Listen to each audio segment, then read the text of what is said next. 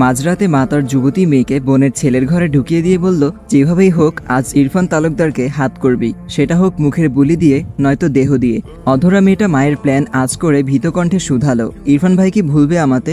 আমার ভীষণ ভয় করছে মা। মেয়ের কথা শুনে খ্যাক খ্যাক করে উঠল মমতা। বলল, এত সুন্দর দেহ দিয়ে করবিটা কি? যদি একটা জোয়ান ছেলেকে নিজের প্রতি আকৃষ্ট করতেই না পারস। কিন্তু ইরফান ভাই সবার মতো নয় মা। শোন অধরা, পুরুষ মানুষ রাতের অন্ধকারে নারীর দেহ পাইলে মোমো হয়ে যায়। সেই দেহটা হোক সুন্দর কিংবা কুৎসিত, উপরে উপরে পুরুষ যতই কঠোর হোক, এরা একবার নারীর দেহের স্পর্শ পাইলে সেই কঠোরতাকে বেশিক্ষণ ধরে রাখতে পারে না। শরীরের কামে ঠিকই ধরা দেয়। আমি কি বলছি তুই বুঝতে পারছিস? অধরা চনমনে দুদিকে মাথা নাড়িয়ে বলল, বুঝেছি। ভেতরে ভেতরে সেও ইরফান ভাইকে নিজের গড়ে পেতে চায়। কিশোরী বয়স থেকেই মাতাকে লেলিয়ে দিয়েছে মানুষটার প্রতি। সেই থেকেই মানুষটাকে নিয়ে ওর কত কল্পনা জল্পনা। কিন্তু আফসোস, ইরফান ভাই তার সঙ্গে সবসময় রাস্তার কুকুরটার মতো ব্যবহার করেন। কখনো অধরাতে ভুলেনি সে, ভুলেও কখনো আশকারা দেয়নি। আজ যদি মায়ের কথাতে মানুষটা যদি সারা জীবনের জন্য ওর হয়, ক্ষতি কি? এসব ভাবতেই চকচক করে উঠেছে অধরার লোভাতুর দু চোখ। মানুষটাকে নিজের একান্তই নিজের করে পাওয়ার বাসনায় যুবতী মেয়েটির বক্ষস্থল জুড়ে হিমশীতল শিহরণ বয়ে গেল। এটাই ভাবতে লাগলো মানুষটি ওর হতে চলেছে। এতটুকু ভাবতেই মেয়েটার ভেতরটা শীতল হয়ে এলো। মমতা সতর্ক চোখে আশেপাশে একবার তাকিয়ে মেয়েকে ঠেলে ইরফানের রুমে ঢুকিয়ে দিল। নীরবে আরো একবার সতর্ক করে দিল, এই ছেলেটাকে কোনোভাবে হাতছাড়া করা যাবে না অধু। মেয়ে তাকে আশ্বাস দিল। মমতা বাঁকা হেসে ওখান থেকে দ্রুত সরে গিয়ে সিঁড়ির পাশটাতে খাপটি মেরে রইল। ওর কোটিপতি বনপতির একমাত্র ছেলে লেফটেন্যান্ট ইরফান তালুকদার। ছেলেটা দেখতে যেমন সুদর্শন, তেমনি বাপ বেটার টাকা পয়সার মালিক। এক বাপের এক পুত। কোনোভাবে একবার নিজের মেয়েকে কলখাটি নাড়িয়ে ছেলেটার গলায় ঝুলিয়ে দিতে পারলেই রাজপুত্র রাজ্য দুটোই থাকবে হাতের মুঠোয়। আর আজ সেটার মোক্ষম একটা সুযোগও রয়েছে।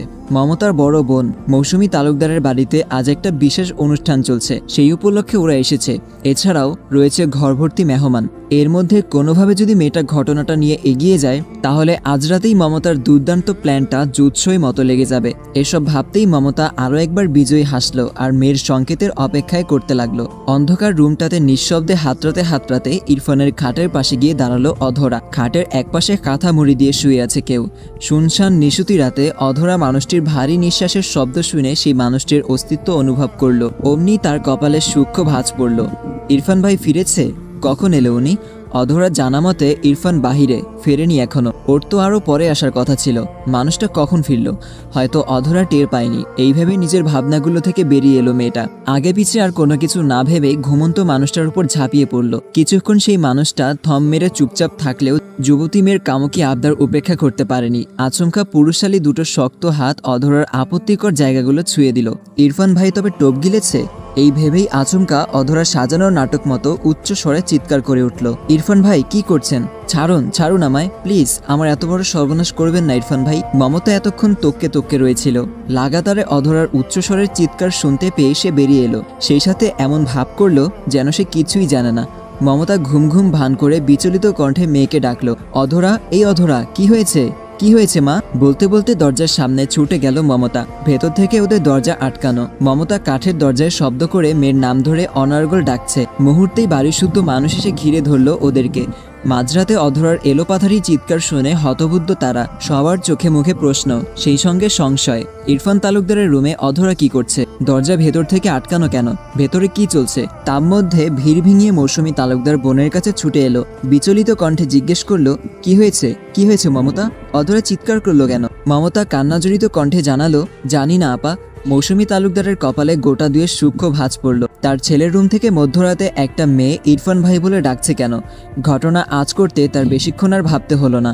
তবুও তিনি জানেন তার ছেলে কখনো এমন কিছু করবে না। ছেলের প্রতি অগাধ বিশ্বাস আছে তার ছেলেটা যে একটু অন্যরকম। তাহলে ঘটনা কি? মৌসুমী আর কাল বিলম্ব না করে দরজা থেকে মমতাকে সরিয়ে দিয়ে নিজেই মিহিস্বরে ডাকলো অধরাকে। ভেতরে কি হয়েছে অধরা? দরজাটা খোলো মা। বেশ কিছুক্ষণ পর ভেতর থেকে দরজা খুলে দিল অধরা। মুহূর্তেই দরজা ভেঙিয়ে হুড়মুড় করে ভেতরে প্রবেশ করলো একঝাঁক প্রশ্নবিদ্ধ মানুষ। পুরো রুম এখনো অন্ধকার। মৌসুমী এসে তস্তর রুমের লাইট অন করে দিল। মুহূর্তেই আলোকিত রুমটাতে এক অবিশ্বাস্য ব্যাপার ঘটে গেল।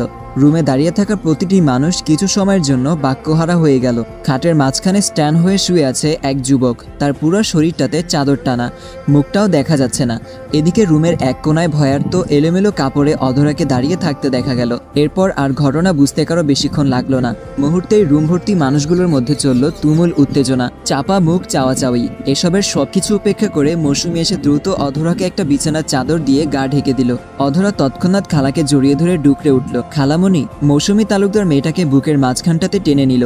এর মাঝে পাশ থেকে গম্ভীর কণ্ঠে মৌসুমীর শাশুড়ি ইসবেলা অধরাকে উদ্দেশ্য করে প্রশ্ন করল, এই মেয়ে, তুমি ইরফানের রুমে কি করে এলে? তোমার তো ইরাদের সঙ্গে ঘুমানোর কথা ছিল। অধরা সেই উত্তর ছিল ঠোঁটের আগায় সাজানো। সে বেশ রয়ে শয়ে বলল, আসলে এক রুমে এতজন শোয়াতে আমার খুব গরম লাগছিল, তাই আমি একটু বাহিরে আসছিলাম। এরপর ইরফান ভাইয়ের রুমে উকি দিয়ে দেখি রুমটা খালি, তাই আমি আর ইরাদের কাছে না গিয়ে এখানেই শুয়ে পড়েছি। তাছাড়া আম্মু বলেছিল ইরফান ভাই আজ রাতে বাসায় ফিরবে না, সেই ভেবেই আমি এখানে শুয়েছিলাম। কিন্তু উনি বলতে বলতে ফের কেঁদে ফেললো অধরা। এর পরেরটুকু বুঝতে কি আর কারো অসুবিধা আছে? মেয়ের ইঙ্গিত বুঝতে পেরে পাশ থেকে মমতা বেগমও মেয়েকে জড়িয়ে ধরে কান্নায় ভেঙে পড়ল, হাই হুতাশ শুরু করলো। সবটা দেখে গর্জে উঠল ইশতিয়াক তালুকদার। তার বাড়িতে সব কি চলছে? বিছানায় শুয়ে থাকা যুবকটির এত বড় সাহস! কে সে? ইরফান মাঝরাতে অধরার দিকে হাত বাড়িয়েছে? এত অধপতন হয়েছে ওর? ইশতিয়াক তালুকদার তীব্র ক্রোধ নিয়ে ছেলের দিকে এগিয়ে গেল আর ছুঁড়ে ফেলল যুবকটির গায়ে থাকা চাদরটি। মুহূর্তেই অনাকাঙ্ক্ষিত আর অপ্রত্যাশিতভাবে বেরিয়ে এলো একটি মুখ। ইরফানের জায়গায় রয়েছে তালুকদার বাড়ির চাকরটি।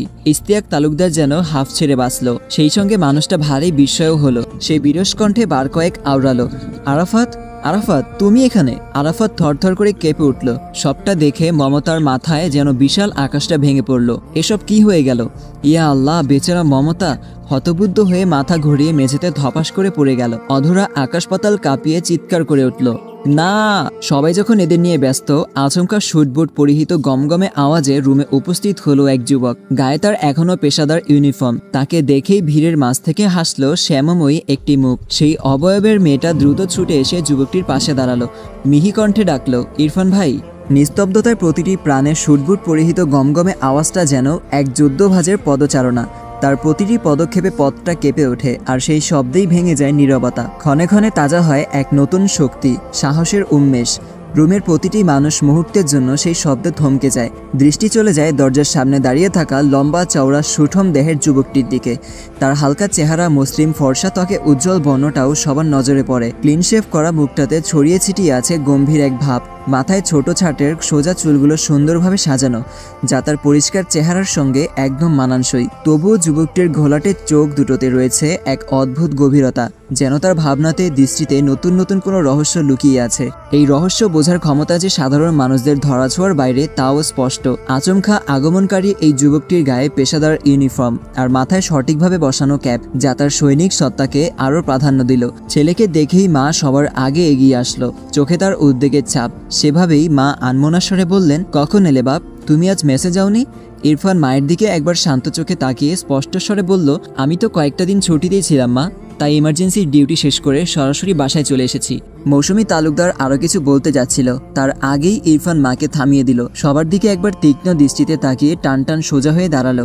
গম্ভীর কণ্ঠে বলল, what are you all doing in my room? Ask everyone to leave right now, ma. I am very tired. I need some rest. I will take to it later. মৌসুমী তালুকদার এরপর আর ছেলের কথার পিঠে কিছু বলল না, সবাইকে চলে যেতে বলল। ইশতিয়াক তালুকদার আরাফাতকে আসামির ন্যায় শক্ত হাতে ধরে নিয়ে গেল বসার ঘরটাতে। যাবার আগে আরাফাত একবার ইরফান তালুকদারের দিকে নিষ্পাপ চোখে তাকালো। এরপরে মনে মনে কি বলল, ইরফান ভাই, আমি নির্দোষ, আমাকে বাঁচান, হয়তো বলল। যা কোনো কিছুই ইরফানের দৃষ্টির অগোচর হলো না। ইরফান ভাইকে দেখে অধরার গুনগুন করা কান্নার স্বরটা আরো স্পষ্ট হলো। ক্ষণে ক্ষণে নাক টানার শব্দটাও বাড়ল। সেদিকে ভুলেও একবার তাকালো না ইরফান তালুকদার। অধরা নিজের নিচু মাথাটা আরো নিচু করে নেয়। ইরফান ভাইয়ের দিকে আজ আর একবারও তার তাকানোর সাহস হচ্ছে না। এতগুলো মানুষের সামনে লজ্জায় অপমানে তার ইচ্ছা করছে মরেও যেতে, অথবা এক ছুটে কোথাও পালিয়ে যেতে, কিন্তু সে উপায় নেই। বড় খালা তার হাতটাও ধরে রেখেছেন, তাকেও নিয়ে এসেছেন বসার ঘরটাতে। তার পেছনে পেছনে বিপর্যস্ত এলোমেলো চেহারায় মমতাও এলো। তার মাথাটা এখনো ভনভন করে ঘুরছে। হায় আফসোস, নিজ হাতে নিজের মেয়েটাকে কি সর্বনাশটাই না সে করলো। মধ্যরাতে তালুকদার বাড়ির বসার ঘরটাতে আজ মানুষজনে পরিপূর্ণ। সেখান থেকে বাদ পড়েনি ছোট বড় বাড়ির একটি প্রাণও। ওদের সবার ভেতরেই চলছে চাপা উত্তেজনা। কি হয়েছে, এরপর কি হবে, পরবর্তী কার্যকলাপ দেখার জন্য সকলে মুখিয়ে আছে, কিন্তু কারো কথা বলার সাহস হচ্ছে না। সবাই আগ্রহ নিয়ে তাকিয়ে আছে বাড়ির বড়কর্তা ইশতিয়াক তালুকদারের মুখপানে। মানুষটা ভয়াবহ রকমের রেগে আছেন। কিছুক্ষণের জন্য শুনশান নীরবতায় আচ্ছন্ন বসার ঘরটার মাঝখানে দাঁড়িয়ে আছে আরাফাত, অন্য পাশে জড়সড় হয়ে দাঁড়িয়ে আছে অধরা। ওদের দুজনের মাথাটাই নত। আরাফাত তীব্র ত্রাসে রীতিমতো ঘামছে, অধরা কাঁপছে। ওদের কাঁপাকাঁপির মাঝে হঠাৎ ইশতিয়াক তালুকদার বজ্রকণ্ঠে সর্বপ্রথম আরাফাতকে প্রশ্ন করল, তুমি ইরফানের রুমে কি করছিলে আরাফাত? তুমি জানো না ইরফানের রুমে কাউকে ঢোকার অনুমতি নেই? আরাফাতের ভয়ার্ত মুখটা আরো আমসি হয়ে এলো। ছেলেটার হাঁটুতে কাঁপন অনুভব হলো। অজানা এক ভয় মনের মাঝে তল্লিতলা চেপে বসলো। সেটা কিরকম ভয়? আশ্রয় হারানোর ভয়। আরাফাতের মতো রাস্তায় পড়ে থাকা এতিম শিশুকে তালুকদার বাড়িতে আশ্রয় দিয়েছিলেন মৌসুমী তালুকদার। শুধু আশ্রয় না, মায়ের জায়গায় দিয়ে বুকে জড়িয়ে নিয়েছিলেন। সেই সঙ্গে মা ডাকার অধিকারও দিয়েছে বিলাসবহুল জীবন। পড়ালেখার সুযোগটাও বাদ পড়েনি এতে। আরাফাতের স্পষ্ট এখনো মনে আছে, ফুটপাতে বসে সদ্য বাবা মা হারা আরাফাত খুব কাঁদছিল। কোথায় যাবে, কি করবে, কি খাবে, কে ঘুম পাড়িয়ে দিবে ওকে, এসব নিয়ে যখন ছোট্ট আরাফাত দিশেহারা হয়ে কাঁদছিল, মামা বলে ডাকছিল, ঠিক কিছুক্ষণ পরই একজোড়া স্নেহময়ী কোনো মায়ের হাত তার কাঁধ ছুঁয়ে বলল, তুমি কাঁদছো কেন বাবা? তোমার মাকে খুঁজে পাচ্ছ না বুঝি? আরাফাত তখনও অঝরে কেঁদে কেঁদে আগন্তুক নারীটিকে বলে দিল, জানো আমার মা নেই, তুমি আমার মা হবে। মৌসুমী তালুকদারের মাতৃমনে অমনি বাচ্চাটার কথায় ধাক্কা খেলো। কেমন ভারী ভারী কথা বলছে ছেলেটা, আমার মা নেই, এর থেকে ভারী শব্দ আর পৃথিবীতে আছে? বাচ্চা ছেলেটার মায়াভরা চেহারা আর মায়াময় আবদার সে উপেক্ষা করতে পারেনি। সকল ফর্মালিটি পূর্ণ করে সেদিনই আরাফাতকে তালুকদার বাড়িতে নিয়ে আসেন মৌসুমী। এরপর থেকেই ছোট্ট মায়াভরা বাচ্চাটাকে নিজের ছোট ভাইয়ের জায়গাটাও দিয়ে দিলেন ইরফান। প্রথমে তালুকদার বাড়িতে ইরফান ও মৌসুমী ছাড়া কেউই তাকে পছন্দ করতেন না। ধীরে ধীরে ওর আচরণে বাড়ির সকলে মুগ্ধ হলো। এরপর থেকে ওর আর কিছুরই কমতি রইল না। বাড়ির সবাই এতিম আরাফাতকে ভালোবাসা দিয়েছে। পূর্ণাঙ্গ একটি পরিবারের অভাব ঘুচিয়ে দিয়েছে স্বাধীনতা। ছেলে হিসেবে কাঁধে তুলে দিয়েছে কিছু দায়িত্ব। আড়ালে আবডালে বাহিরের মানুষেরা আরাফাতকে তালুকদার বাড়ির কাজের লোক বললেও ও জানে তালুকদার বাড়ির দ্বিতীয় ছেলে সে, ইরফানের ছোট ভাই, ইরার বড় ভাই। ওদের দুই ভাইয়েরই তো একমাত্র আদরের বোন ইরা। এছাড়াও রয়েছে আস্ত একটা কাজিন মহল, রয়েছে বন্ধু মহল। আরাফাতও এদের সবাইকে বড় আপন করে নিয়েছে। এরপর তো ভালোই যাচ্ছিল আরাফাতের দিনগুলো। তবে এই ঝড় নতুন করে আবার কেন এলো ওর জীবনে? জীবন থেকে কি কম হারিয়েছে আরাফাত? এবার বুঝি ওর থেকে শেষ আশ্রয়টুকু কেড়ে নিতে চাইছে নিয়তি। তার বেলায় নিয়তি এত নিষ্ঠুর। এসব ভাবতে ভাবতেই আরাফাতের চোখ জোড়া চিকচিক করে উঠল। এরই মাঝে আচমকা আবারও ইশতিয়াক তালুকদারের হুঙ্কার শোনা গেল, কথা বলছো না কেন ইডিয়েট? আমি কিছু জিজ্ঞেস করছি না? আরাফাত ভয়ে ভয়ে একবার মায়ের মুখের দিকে তাকায়। মৌসুমী ইশারায় ছেলেকে আশ্বাস দিল, যেন সত্যটাই বলো বাবা, আমি জানি তুমি নির্দোষ। আরাফাত এতে একটু ভরসা পেল। শুকনো ঠোঁটজোড়া একবার ভিজিয়ে জড়ানো কণ্ঠে আওড়ালো, আমি সন্ধ্যা থেকে ইরফান ভাইয়ের সাথেই ছিলাম বড় আব্বু। হঠাৎ ভাইয়ার উপর মহল থেকে ইমার্জেন্সি ডাক পড়লো আর ভাইয়া তখনই চলে গেল। আমি আর একা একা কি করব? বন্ধুর বাসায় যাচ্ছিলাম ঘুমানোর জন্য, কেননা আমার রুমে বড় ফুপু আর মেজো ফুপা আগেই ঘুমাচ্ছিল। বড়দের মধ্যে ঘুমাতে আমার অস্বস্তি লাগছিল, তাই ভাবলাম রাতটা বন্ধুদের সাথে কাটাবো। কিন্তু ভাইয়া যেতে দিল না, বারণ করে বলল, কোথাও যেতে হবে না, তুই বরং আজ আমার রুমটাতেই ঘুমাস। আমার রুম তো খালি পড়ে আছে। আমি আর ভাইয়ার কথা অগ্রাহ্য করতে পারিনি। আমি বাসায় এসে খেয়ে আগেই ভাইয়ার রুমে গিয়ে ঘুমাচ্ছিলাম। কিন্তু এতটুকু বলেই থামলো আরাফাত। ফাঁকা ঢোক গিলল বার কয়েক। তার মধ্যে ঈশাবেলা অধৈর্য হয়ে বলল, কিন্তু কি? আরাফাত ফোঁস করে শ্বাস টেনে বলল, হঠাৎ মাঝরাতে অধরা কোনো কথাবার্তা ছাড়াই ভাইয়ার রুমে এলো আর আকস্মিক ঘুমন্ত আমার উপর আক্রমণ করে বসলো। আবার নিজেই চেঁচালো। উপস্থিতির সবার বিস্মিত চোখের দৃষ্টি পড়ল এবার অধরার উপর। তবে কি মেয়েটা আরাফাত বা ইরফানকে ফাঁসাতে চাইছে? অধরার নিজের পিঠ বাঁচতে আচমকা চেঁচিয়ে বলল, আরাফাত ভাইয়া মিথ্যা বলছে, আমি আগে ওই রুমে ঘুমিয়ে গিয়েছিলাম। আরাফাত এটা টের পেয়ে আমার ঘুমের সুযোগ নিচ্ছিল। উপস্থিত সবাই পড়ল এবার মহা দ্বিধায়। ইশতিয়াক তালুকদার থম মেরে বসে রইল সিঙ্গেল সোফায়। ছেলে মেয়েদের এসব শুনতেও তার অস্বস্তি লাগছে। বাকিরাও একে অপরের দিকে তাকিয়ে মুখ চাওয়াচাই করলো। এদিকে আরাফাত ও অধরা চাপা তর্ক চলতে থাকলো। কাকে বিশ্বাস করবে ওরা? কে অপরাধী? এছাড়াও বিষয়টি বড্ড লজ্জাজনক। সুনামধন্য তালুকদার বাড়ির জন্য তো এটা আরো বড় অসম্মানজনক। সবাই যখন ভাবনার জগতে ডুবে যাচ্ছিল, আচমকা বাঁকা হাসলো ইসাবেলা। অধরার কথার পিঠে দাদি চাপা স্বরে বলল, আরাফাত যখন তোমার ঘুমের সুযোগই নিচ্ছিল, তাহলে আমি সেটা স্বেচ্ছায় করার একটা সুযোগ করে দিই, কি বলো অধরা? দাদির ইঙ্গিত বুঝতে পেরে অধরা হচকচিয়ে উঠল। ভ্যাবা করে কেঁদে ফেলল। কিছু বলবেও তার আগেই দাদি মমতার দিকে তাকিয়ে বলল, আমাদের মান-ইজ্জত তো যা যাওয়ার গেলই। মমতা, তোমার কাছে আমি একটা প্রস্তাব রাখি। তোমার মেয়েকে আমি আমার নাতি আরাফাতের জন্য চাচ্ছি। মমতা চমকালো, ভরকালো। এতক্ষণ ধরে থম মেরে দাঁড়িয়ে থাকা মমতা মুখ খুলল।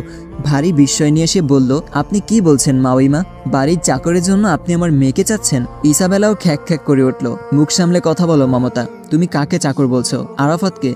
তুমি জানো না আরাফাত এখন এই বাড়িরই ছেলে?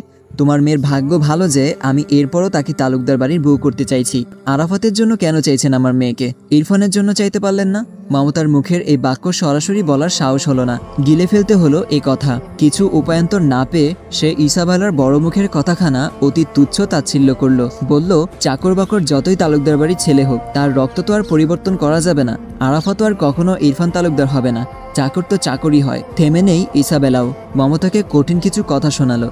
সেই সঙ্গে এটাও বলে ফেললো, এত কিছুর পরও তোমার এই অসভ্য মেয়েকে কে বিয়ে করবে? আমি কিছু বুঝি না ভেবেছ? আমি মুখ খুললে কিন্তু খুব খারাপ হয়ে যাবে মমতা। আবারও বললাম, তোমার মেয়েকে বিয়ে দেওয়ার এটাই শেষ সুযোগ। মমতা পড়ল অথই জলে। একমাত্র মেয়েকে কিনা শেষমেশ নাম পরিচয়হীন একটা চাকর শ্রেণীর ছেলের সঙ্গে বিয়ে দিতে হবে। সে কি করলো? নিজের হাতেই নিজের মেয়েটাকে শেষ করে ফেললো। আসলেই তো, সবটা জেনে শুনে এরপর ওর মেয়েকে কে বিয়ে করবে? মমতা অতিশোকে পাথর হয়ে গেল।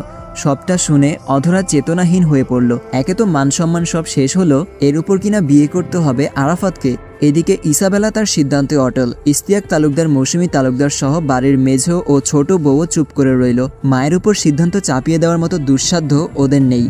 সবাই যখন নিজ নিজ জগৎ নিয়ে ভাবছিল, আচমকা সেখানে শোনা গেল ইরফান তালুকদারের গম্ভীর পুরুষালী কণ্ঠস্বর। আসসালামু আলাইকুম। গল্পের সূচনা পর্ব পড়ে আপনাদের কাছে গল্পটি কেমন লাগলো? আর হ্যাঁ, গল্পটা কিন্তু বেশি বড় হবে না, ছোট গল্প আর কি। তো যাই হোক, চ্যানেলে যারা নতুন আছেন তারা কিন্তু অবশ্যই আমার চ্যানেলটি সাবস্ক্রাইব করে রাখবেন প্রতিনিয়ত গল্পের পর্বগুলো শোনার জন্য। আর হ্যাঁ, ভিডিওটি কেমন লেগেছে অবশ্যই কমেন্টে জানাবেন। আর হ্যাঁ, ভিডিওতে লাইক করতে ভুলবেন না। দেখা হচ্ছে পরবর্তী ভিডিওতে। সবাই সুস্থ থাকবেন, ভালো থাকবেন। আল্লাহ হাফেজ।